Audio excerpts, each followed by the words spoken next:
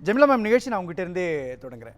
கடுமையான விமர்சனத்தை திமுக அரசின் மீதும், கடந்த 5 ஆண்டுகால திமுக அரசின் மீதும், அதே மாதிரி பிரச்சாரம் தொடங்கினதிலிருந்து, அதாவது வேட்பாளர்களை அறிவித்துவிட்டு மயிலாப்பூர் சென்ற நாட்களில் இருந்து தொடர்ச்சியாக அந்த விமர்சனத்தை கூர்த்திட்டுறீங்களே, என்ன லாஜிக் இதில் இருக்கு? லாஜிக் என்ன சார்? தமிழ்நாட்டில் இப்போ இருக்கக்கூடிய சூழ்நிலைமை அப்படி இருக்குல்ல. இந்த அரசு எப்படி தமிழ்நாட்டை வழிநடத்தியது, மக்கள் எப்படி சந்தோஷமாக இருக்காங்க அப்படிங்கிறத பார்க்கணும்ல. குறிப்பாக நாங்கள் முன்னெடுக்கக்கூடிய விஷயம் இந்த வாரிசு அரசியலுக்கு முற்றுப்புள்ளி வைக்கணும். இது எங்களுடைய முதல் நோக்கம். ரெண்டாவது, முக்கியமாக பெண்கள் பாதுகாப்பு கேள்விக்குறியாகிவிட்ட ஒரு விஷயமா இருக்குது. போதையை இவங்களால கட்டுப்படுத்தவே முடியல. தொடர்ந்து இவங்க ஓ போட்டாங்களே தவிர 1.0 2.0 ஏதோ ஓ போடுறாங்க. குழுக்கள் 52 குழுக்களை அமைத்திருக்கிறார்கள். ஆனால் இந்த குழுக்கள் எல்லாம் என்ன வேலை செஞ்சது நமக்கு தெரியல. விலைவாசி கட்டுக்கடங்காமல் போய்விட்டது. சட்டம் ஒழுங்குன்னா அப்படின்னா என்னன்னு கேள்வி கேட்குறாங்க. சில விவாத மேடை நிகழ்ச்சிகளில் நடக்கும்போது எதிரில் இருக்கிற டிபேட் பண்ணுறவங்க அந்த மாதிரி கேள்வி கேட்கக்கூடிய மோசமான அவல நிலைக்கு இன்னைக்கு தமிழ்நாட்டை கொண்டு போய் விட்டுருக்குறாங்க. அப்போது திமுகவின் மாற்று என்றால் அது அனைத்து இந்திய அண்ணா திராவிட முன்னேற்ற கழகம் தான். இதுதான் பாரம்பரியமாக 59 ஆண்டுகளாக 5 ஆண்டு காலத்தினுடைய ஆட்சியை பற்றி அதிமுக ஒரு எதிர்க்கட்சியாக, பிரதான எதிர்க்கட்சியாக, நீண்ட காலம் தமிழ்நாட்டில் ஆட்சி செய்த கட்சியாக விமர்சிக்கிறீங்க. ஆனால் உங்களுடைய ஆட்சி காலத்திலும் தான் இந்த குறைபாடு இருந்துச்சு. உங்களுடைய ஆட்சி காலத்தில் சட்டம் ஒழுங்கு சிறப்பாக இருந்ததா, நீங்க கொடுத்த வாக்குறுதிகளை சரியா நிறைவேற்றினீங்களா அப்படின்ற ஒரு கேள்வியை ஆளும் திமுக தரப்பிலிருந்து உங்க மேல வச்சாங்கன்னா அதுக்கு பதில் என்னவா இருக்கும்? ஆளும் திமுக அரசு இந்த 5 வருஷம் என்ன பண்ணிட்டு இருந்தாங்க? 10 வருஷம். அதுதான் சார், 10 வருஷம் நாங்க இந்த குறைபாடு பண்ணிருக்கோம்னு அவங்க எதுவுமே சொல்லலையே. ஏதாவது கிளைம் பண்ணிருக்காங்க இது வரைக்கும்? இதை செய்யல, இந்த மினிஸ்ட்ரியில சரியா ஃபங்க்ஷன் பண்ணல, இதனால இந்த மாதிரியான பிரச்சனைகள் ஏற்பட்டிருக்கு, ஏதாவது அறிக்கை கொடுத்துருக்காங்களா? எங்க மேல விமர்சனம் பண்றதுக்கான இவர்கள் எடுத்திருக்கிற ஒரே விஷயம் திரும்ப திரும்ப பிஜேபி ஏடிஎம்கே அலையன்ஸ். இதை தவிர மீடியாக்களும் நம்ம நிறைய டிபேட் பண்ணியிருக்கிறோம், மக்களுக்கும் இதை தெரியும். இதை தவிர வேற எந்த விமர்சனத்தை அனைத்து இந்திய அண்ணா திராவிட முன்னேற்ற கழகம் மீது வைத்தாங்க? ஆனா அதிமுகவை ஒரு பொருட்டாவே கருதலையா? இன்றைக்கு தேர்தல் 2026 தேர்தல் என்பது தமிழ்நாட்டுக்கும் டெல்லிக்கும் ஒரு அஜெண்டாவை கட்டமைக்கிறாங்க. அப்போ இந்த ஃபைட்டுக்குள்ள, இந்த களத்துக்குள்ள அதிமுகவை இல்லைன்னு மதிப்பிடுதா திமுக? 2019, 21, 24 தேர்தல்களில் இதை தான் முன்னெடுத்து கொண்டு போனாங்க. ஆனால் இன்றைய சூழ்நிலையில் மக்களுக்கும் தெரியும், எல்லா அரசியல் கட்சிகளுக்கும் தெரியும் இது கிடையாது. அவங்க சொல்ற காரணம் அது இல்லை. ஏன்னா 2021 தேர்தலை எடுத்துக்கிட்டிங்கன்னா 2 விஷயத்தை முன்னெடுத்துட்டு போனாங்க. ஒன்று எய்ம்ஸை சொல்லி ஒரு செங்கலை எடுத்துட்டு போய் உதயநிதி போற இடம் வர இடம்லாம் காமிச்சு ஏதோ மிகப்பெரிய தவறான ஒரு விஷயம் இங்கே நடந்திருக்கு தமிழ்நாட்டில்னு ஒன்று கொண்டு போனாங்க. ரெண்டாவது நீட் பிரச்சாரம், நீட் விலக்குன்னு சொன்னாங்க. அந்த ரகசியம் எனக்கு தெரியும்னு சொன்னாங்க.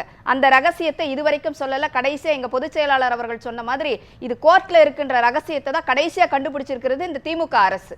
வேற எதையுமே அவங்களால பண்ண முடியல. ஆனா இதுல நீட்டை நீங்க கையில் எடுத்தீங்கன்னா உங்களுடைய ஆட்சி காலத்துல தான் நீட் கொண்டு வரப்பட்டதுன்னு சொல்லுவாங்க.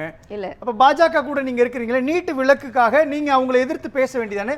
குறைந்தபட்சம் தோழமை சுட்டல் அடிப்படையிலாவது நீங்க வாங்கிட்டு வரலாம் இல்லையான்ற. நாங்க எல்லாமே பண்ணோம். கடைசி அது கோர்ட்டுக்கு போனதுக்கு அப்புறம், சுப்ரீம் கோர்ட் வரைக்கும் போனதுக்கு அப்புறம் வேறு எதையுமே செய்ய முடியாது என்ற சூழ்நிலையில தான் 7.5% ரிசர்வேஷனை மாண்புமிகு எடப்பாடியார் அவர்கள் எடுத்துட்டு வந்தார். அரசு பள்ளி மாணவர்கள் தான் இந்த நீட் தேர்வால பாதிக்கப்பட்டாங்க, வேற யாரும் கிடையாது. அந்த மாணவர்களுக்கு ஒரு நல்ல விஷயத்தை நம்ம பண்ணோம். அதனால இன்னைக்கு ஆயிரக்கணக்கான மாணவர்கள், ஏழை மாணவர்கள் இன்னைக்கு மருத்துவராகும் கனவை புரியுது. ஆனா நீங்க பாஜக ஆட்சி அங்க நடக்கும் பொழுது பாஜக விட்டு நிதி வரல. அவ்வளவு நிதி நெருக்கடிகளுக்கு மத்தியிலும் நாங்க தமிழ்நாட்டினுடைய பொருளாதாரத்தை உயர்த்திட்டோம், அறிவித்த திட்டங்களை நடைமுறைப்படுத்திட்டோம். மகளிர் உரிமை திட்டம் நடைமுறைப்படுத்தவே முடியாது அப்படின்னு தேர்தல் பிரச்சாரத்தில் 2021 சொன்ன பொழுது களத்தை மாற்றி கொடுத்துட்டோம், மேலும் உயர்த்தி காட்டுறோம் அப்படின்னு சொல்றாங்க இல்லையா? அதாவது பிஜேபியோடு நாங்கள் கூட்டணியில் இருக்கிறோமோ இல்லையோன்றதை தாண்டி தமிழ்நாட்டிற்கு ஏதாவது பேசணும்னா நம்ம பேசணுங்க. அதுக்காக தான் தமிழ்நாட்டு மக்கள் 39 எம்பியை உங்களை பாராளுமன்றத்துக்கு அனுப்புறாங்க. ஆனா 39 எம்பி என்ன பண்ணிருக்காங்கன்னு நீங்க திரும்பி பாருங்க. 24ல இருந்து இது வரைக்கும் என்ன பண்ணிட்டு இருக்காங்க? எதையுமே பேசலையே. ஃபைட் பண்றாங்க இல்லையா? என்ன ஃபைட் பண்ணி என்ன நிறைவேற்றினாங்க? ஏதாவது நிறைவேற்ற முடிந்ததா? ஒண்ணே இல்ல. அதற்கான பலம் இல்ல. 520 தேர்தல் வாக்குறுதிகளிலே 37 தேர்தல் வாக்குறுதிகள் அவங்களே சொல்றாங்க இது எங்களால நிறைவேற்ற முடியல, காரணம் இது மத்திய அரசாங்கத்தின் கையில் இருக்குன்னு சொல்றாங்க. புரியுது எனக்கு. மத்திய அரசாங்கத்தினுடைய கையில் இருக்குன்னா மத்திய அரசோடு கூட்டணியில் இருக்கக்கூடிய அதிமுக இந்த விஷயங்களுக்காக என்ன ஃபைட் பண்ணீங்கன்னு கேட்பாங்க இல்லையா? இல்ல, நாங்க எம்பி வச்சிருக்கிறோமா? மக்கள் எங்களுக்கு இல்லைங்க, எதிர்க்கட்சியாக எவ்வளவு தூரத்துக்கு நம்ம வந்து ஃபைட் பண்ண முடியுமோ அதை நம்ம பண்ணுவோம், பண்ணிட்டு தான் இருக்கிறோம். ஆனால் ஆளும் கட்சியாக இருக்கக்கூடிய இவர்கள் 39 எம்பியை வச்சிருக்கிறவங்க, உங்களால எதையுமே பண்ண முடியல. இல்ல அப்ப அவங்க நீங்க சொல்ற மாதிரி சட்டம் ஒழுங்கு பிரச்சனை, 5 ஆண்டுகள்ல திமுக ஆட்சியினுடைய நிர்வாக சீர்கேடு, இது எல்லாத்தையும் நீங்க கேட்டீங்கன்னாலும் கூட கடந்த 10 ஆண்டுகள்ல இதை விட மோசமா இருந்தது, அதை நாங்க குறைச்சி காட்டியிருக்கோம்னு சொல்லுவாங்க. 2வது புள்ளி அவங்க வைப்பாங்க, நீங்க தோழமை கட்சியா தானே இருக்கிறீங்க, நீங்க ஒரு தோழமையின் அடிப்படையில் வாங்கிட்டு வந்தீங்கன்னா நாங்க வாங்கிட்டு வந்துட்டோம் பாருங்க, திமுக வாழை முடியலன்ற இடத்தை நீங்க கிளைம் பண்ணலாம். ஏன் அந்த புள்ளியை நோக்கி நகர மாட்டேன்றீங்க? ஸ்டிக்கர் ஒட்டுறதுக்கா? பஸ் ஸ்டாண்டை கட்டி வச்சிருப்போம், திறப்பு விழா பண்ணுவீங்க.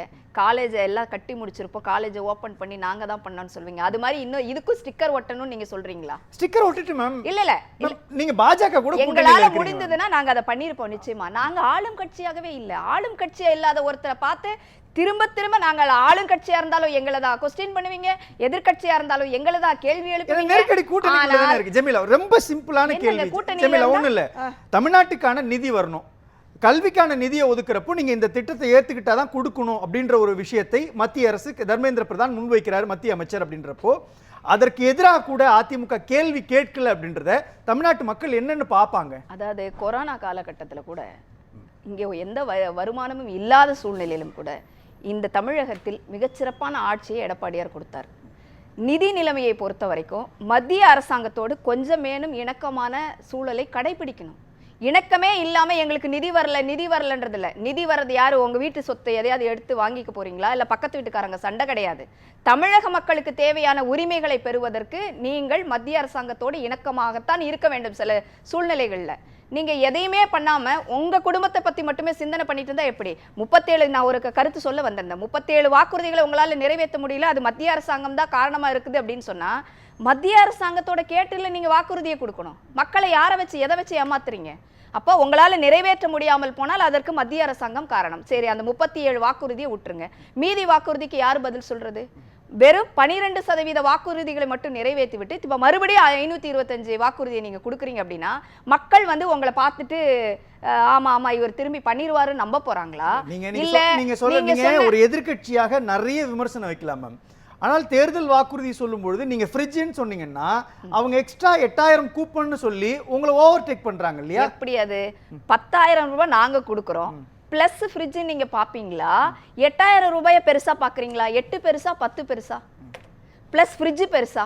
ஆனா அவங்க நீங்க கூப்பன் கொடுக்கற நீ ஃப்ரிட்ஜ் வாங்கிக்கோ வாஷிங் மெஷின் வாங்கிட்டா அந்த 10,000 ரூபாய் வச்சுட்டு அவங்களுக்கு தேவையானதை வாங்கிக்க போறாங்க. என்னங்க இது என்ன லாஜிக்னு புரியல எனக்கு. அதுதானே கரெக்டான பதிலா இருக்க முடியும். 8000 ரூபாய் பெருசா 10,000 ரூபாய் பெருசா?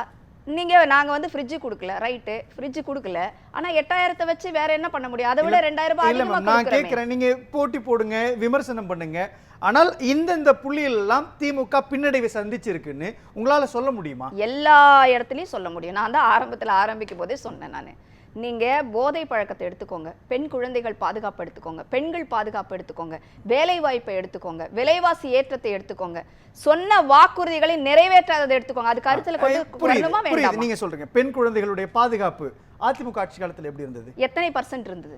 எத்தனை % இருந்துச்சு? இந்த அளவுக்கு கிடையாது. இன்னைக்கு 6999 போக்சோ கேஸ்கள் இருக்கு. அதிமுக ஆட்சி காலத்துல பெண்களுடைய பாதுகாப்பை நாங்க இந்த அளவுக்கு உறுதிப்படுத்தி இருந்தோம், இப்போ அது கெட்டு போச்சு. சட்டம் ஒழுங்கு நாங்க இந்த அளவுக்கு உறுதிப்படுத்தி இருந்தோம், இப்போ கெட்டு போச்சு. பொருளாதாரத்தை நாங்க இந்த அளவுக்கு கட்டுக்கோப்பா வச்சிருந்தோம், கெட்டு போச்சுன்னு சொல்லுங்களேன். காவலன் ஆப்பை ரொம்ப அழகா டிசைன் பண்ணி கொண்டு வந்தாரு எடப்பாடியார். அந்த 181 டோல் ஃப்ரீ நம்பர் சொல்லி அதையும் வந்து நாங்கள் இம்ப்ளிமெண்ட் பண்ணோம். Pink ambulance traffic police use பண்ணிட்டு இருக்காங்களா, அது இந்த மாதிரி நிறைய விஷயங்களை பெண்கள் பாதுகாப்புக்கு எடுத்துட்டு வந்தோம். சிசிடிவி கேமராஸ் வந்து அதிகமாக பொருத்தப்பட்டது எங்களுடைய ஆட்சியில் தான். இதெல்லாம் வந்து இன்றைக்கு அது தொடர்ந்து இருந்தா கூட நிறைய பாதுகாப்பாக இன்னைக்கு பெண்கள் இருந்திருப்பாங்க. அதை பண்ண முடியல இவங்களால. தவறானவர்களை அல்லது குற்றவாளிகளை தண்டிக்கணும்ன்ற மனப்பான்மை கூட இவங்களுக்கு இருக்குதான்னு எனக்கு தெரியல. 6999 போக்சோ கேஸ்ல எத்தனை பேர் இன்னைக்கு வெளியில இருக்காங்க நீங்க பாத்தீங்கன்னா எல்லாருமே ஜாமீன்ல வெளில வராங்க. இப்ப நடந்த விளாத்திக்குளம் இன்சிடென்ட்டை நீங்க எடுத்துக்கோங்க. ஒரு 65 வயது மூதாட்டியை வந்து வன்கொடுமை செஞ்சிருக்கிறான், கொலை பண்ணியிருக்கிறான் அப்படின்னா மறுபடியும் ஜாலியா சுத்தி இருக்கிறாரு. இன்னைக்கு ஒரு 12ஆம் வகுப்பு மாணவியை பலாத்காரம் பண்றான் அப்படின்னா அந்த தைரியம் எப்படி வருகிறது? இதற்கெல்லாம் நாங்க என்ன சொல்றோம்? காவல்துறை எப்படி இருக்குது அப்படிங்கிறது ரொம்ப கேள்விக்குறியான நிலைக்கு போய்விட்டது. இதற்கெல்லாம் காரணமாக இருக்கக்கூடிய, இதை சூப்பர்வைஸ் பண்ணக்கூடிய மினிஸ்டர் யாருன்னா முதலமைச்சர். இல்ல நான் அவருடைய கட்டுப்பாட்டில் இன்றைக்கு தமிழகம் எப்படி இருக்கிறது? கேள்வி ரொம்ப எளிமையானது. திமுக ஆட்சி காலத்துல மட்டும்தான் இது நடந்துச்சா அப்படின்றதான் கேள்வி. சார், எல்லாருடைய ஆட்சி காலத்திலும் உலகம் முழுக்கவும் தவறுகள் நடக்கும், நடந்து கொண்டேதான் தனி மனிதன் நான் ஒரு சமுதாயமே இன்னைக்கு தவறுதலா போயிட்டு இருக்குன்றத நாங்க குற்றச்சாட்டா சொல்றோம். காரணமாக இருக்கக்கூடியது உங்க போதை கலாச்சாரம். போதையை உங்களால கட்டுப்படுத்தவே முடியல. ஏங்க, 100க்கு ஒருத்தன் தப்பு பண்ணா பரவாயில்ல, 100ல 70 பேர் தப்பு பண்ணக்கூடிய சூழ்நிலைக்கு இன்னைக்கு தமிழ்நாட்டை மாத்தி இருக்கிறீங்கன்னா அந்த பெருமை உங்களுக்கு தானே போய் சேரணும். ஜெமிலா மேம், இல்லை அவர் சொல்கிறது எந்த இதை வச்சு சொல்கிறாரு ஸ்ட்ராட்டஜின்னு தெரில. நம்ம தமிழ்நாடு உயர்கல்வியில் அதிகமாக இருக்கிறது 2019 அச்சீவ் பண்ணியிருக்கிறோம் பர்சன்டேஜ் வைஸ் பார்த்தீங்கன்னா மற்ற மாநிலங்களை விட. அதுக்கப்புறம் சாதனைன்னு சொல்கிறீங்க, இவங்க சென்ட்ரல் கவர்மெண்ட் அவங்களுக்கு கொடுத்தாங்க, இந்த மாநிலத்துக்கு கொடுத்தாங்கன்னா நம்ம பாவர்ட்டி லைன் ரேஷியோவையும் பார்க்கணும். பிலோ பாவர்ட்டி லைன் எப்படி இருக்கு தமிழ்நாட்டை பொறுத்த வரைக்கும் ஒரு 5% வரைக்கும் பாவர்ட்டி லைன்னா இன்னைக்கு நார்த் ஸ்டேட்ஸ் எல்லாம் எடுத்துக்கிட்டிங்கன்னா குறைஞ்சது 10%. 10லேருந்து இவங்க சொல்ற உத்தரப்பிரதேசம், பீகார் இதெல்லாம் நீங்க பாத்தீங்கன்னா 20% அவனோட பாவர்ட்டி லைன் இருக்கு. பிலோ பாவர்ட்டி லைன்ல இருக்கிறவங்க, பிலோ பாவர்ட்டி லைன்ல இருக்கிறவங்க இல்ல நான் சொல்றேன், பிலோ பாவர்ட்டி லைன்ல இவ்வளவு தூரம் இருக்கிறாங்க. அதனாலதான் இன்னைக்கு வட மாநிலத்தில் இருக்கக்கூடிய அத்தனை பேரும் இங்க வேலைக்கு வராங்க. அப்படியான சூழல் இன்னைக்கு இருக்கு. ஒரு மாற்றம் இல்ல நியாயம்ன்றது இல்ல, அதாவது ஏன் போகுதுன்றதுக்கான ஒரு ரீசனும் இருக்கு. இன்னொன்னு முதல்வர் என்ன சொல்றாரு, 50 காசு கொடு, நீ அதிகம் எல்லாம் தர வேண்டாம், நீங்க டபுள் தி டிஜிட்ல பொருளாதாரத்தை உயர்த்திட்டீங்க அப்படின்னா மணியின் வந்து ஃப்ளோ இருக்குது. இங்க நீங்க 5 லட்சம் கோடி கடன் வாங்கிட்டு 5 லட்சம் கோடி மக்கள் கிட்ட தான் பொருளுது. அப்ப நீங்க பொருளாதாரத்துல உயரதான் செய்வீங்க. டபுள் ஆயிருச்சு. அதுக்கு காரணம் என்ன? உங்களுடைய கடன் சுமை. அதனால ஏற்பட்ட இழப்பை யார் சம்பாதிக்கிறது? எது சக்சஸ்? பின்ன பொருளாதார வளர்ச்சிக்கு அப்புறம் ஏன் சார் பணம் தான் காரணம் நீங்க ஒத்துக்கிட்டீங்கல்ல? இப்பவும் இங்க இருக்கக்கூடிய பெண்கள் 1000 ரூபாய் கொடுக்கறத அவங்க சந்தோஷமா கொண்டாடுறீங்கன்றதை நீங்க தான் சொல்றீங்க. அப்ப எப்படியான சூழ்நிலையில இன்னைக்கு பெண்களை வச்சிருக்கீங்க? பெண்கள் வந்து வாக்களிச்சிருவாங்க நீங்க நினைக்கிறீங்க? டெஃபினட்டா 1 கோடி பெண்களுக்கு நீங்க கொடுக்கவே இல்லையே. அந்த பெண்கள் வாக்களிப்பாங்களா உங்களுக்கு? 1 கோடி 34 லட்சம் 28 மாசம் கொடுக்கவே இல்லையே, 2 வருஷம் கொடுக்கவே இல்லையே. விருதுநம் கேட்கலாம். எப்படி பாக்குறீங்க? ஏறக்குறைய திட்டங்கள் என்று 42% பேர் எக்ஸ்தலத்துல பதிலளிச்சிருக்காங்க. மக்களுக்கு சொன்ன திட்டங்களை நிறைவேற்றல இல்லையா? அவங்க திட்டங்களை வச்சு அவங்க போய் பிரச்சாரம் பண்ணாங்கன்னா நீங்க எதுவுமே பண்ணலன்றதை நாங்க கொண்டு போய் மக்கள்கிட்ட சேர்ப்போம். எங்களுடைய பிரச்சாரமே அதுவாக தான் இருக்கும். நீங்கள் அது மாண்புமிகு பொதுச் செயலாளர் அவரோட பிரச்சாரத்தை பார்த்தீங்கன்னா தெரியும். நீங்கள் சொன்னீங்களே செஞ்சீங்களா இவ்வளோதான். இந்த பிரச்சாரத்தை நாங்கள் தொடர்ந்து முன்னெடுப்போம். இதை மட்டும் இல்லாமல் இந்த 5 ஆண்டுகளில் தமிழ்நாடு எப்படியா இருக்கிறது? சார் எல்லாரும் பேசும்போது சொன்னாங்க, தமிழ்நாடு இவ்வளோ தூரம் வளர்ச்சி அடைந்து விட்டது, இவ்வளோ தூரம் நம்ம மேம்படுத்திட்டோம்னா 31 ஆண்டுகள் இந்த தமிழ்நாட்டை அதிமுக ஆட்சி செய்திருக்கிறது. அப்போது எவ்வளோ தூரத்துக்கு நம்ம டெவலப்மெண்ட்டில் ஒரு ஃபவுண்டேஷனை லே பண்ணுறதுல அதிமுகவுடைய பங்கு எவ்வளோ தூரம் இருந்திருக்கணும்? 10 வருட தொடர்ந்து அதிமுக ஆட்சியினுடைய ரிசல்ட் தான் நீங்க பார்த்திருக்கீங்க. நான் ஏற்கனவே சொன்னதுதான், நம்ம எல்லாத்தையும் கட்டடத்தை ஃபுல்லா கட்டி முடிச்சுட்டு கட்டடத்துக்கு வந்து திறப்பு விழா பண்ணிட்டு அது நாங்க தான் சொல்லக்கூடாது. ஸோ அனைத்து இந்திய அண்ணா திராவிட முன்னேற்ற கழகமா இருக்கட்டும், திமுகவா இருக்கட்டும், 2 கழகங்களும் மாற்றி ஆட்சிக்கு வந்திருக்கிறோம். ஆனால் அதிகப்படியான ஆட்சியை நாங்க செஞ்சிருக்கிறோம். மக்கள் அதிக முறை எங்களுக்கு வாக்களித்து எங்களை வந்து அந்த இடத்துல உட்கார வச்சிருக்கிறாங்க. அப்படின்னா மக்களுக்கு எங்கள் மீது இருந்த நம்பிக்கை. தமிழ்நாட்டில் வந்து இன்னைக்கு வந்து 1000 ரூபாய்க்கு இன்றைக்கும் பெண்கள் வந்து கியூல நிற்கிறாங்க, இல்லை அதுக்காக பெருமையாக ஓட்டு போட்டுருவாங்கன்னு இவங்கெல்லாம் பேசுகிறாங்க. நாங்கள் என்ன சொல்கிறோம், அப்படிப்பட்ட பெண்களுக்கான ஒரு அதாவது டெவலப்மெண்ட், விமன் டெவலப்மெண்ட்டில் அம்மா இருக்கிற காலத்துலேருந்து எவ்வளோ தூரம் அவர்களை உருவாக்கி கொண்டு வந்திருக்கிறோம். இன்னைக்கு மிக்சி கிரைண்டர் அதெல்லாம் உண்மையாகவே அன்னைக்கு பார்க்கல. பெண்களுக்கு அவசியமானு கேட்டாங்க. அதெல்லாம் வந்து மிக்சி கிரைண்டர் இருந்ததுனால அரைச்சிட்டு இன்னைக்கு வேலைக்கு போன பெண்கள் இருந்தாங்க. சைக்கிள் வசதி கொடுத்ததுக்கு அப்புறம் தான் நிறைய மாணவர்கள் ரொம்ப தூரத்துல இருந்தெல்லாம் பள்ளிகளுக்கு செல்வதற்கு வசதியாக இருந்தது. இந்த மாதிரி பல திட்டங்களை நம்ம கொடுத்துருக்கோம். லேப்டாப் கொடுத்தோம். அன்னைக்கு லேப்டாப் கொடுக்கும்போது கூட விமர்சனம் இருந்தது. இப்படி எங்கள் மீது எத்தனையோ விமர்சனங்களை வைத்திருக்கிறார்கள். ஆனால் ஒரு சமுதாயத்தை, ஒரு மாநிலத்தை ஒரு அப்லிஃப்ட் பண்ணணும்னா, பொருளாதாரத்தில் உயர்த்தணும்னா இந்த மாதிரியான நலத்திட்டங்கள் தேவையாக தான் இருந்தது. அதை நாங்கள் தொடர்ந்து செஞ்சுட்டு தான் இருப்போம்.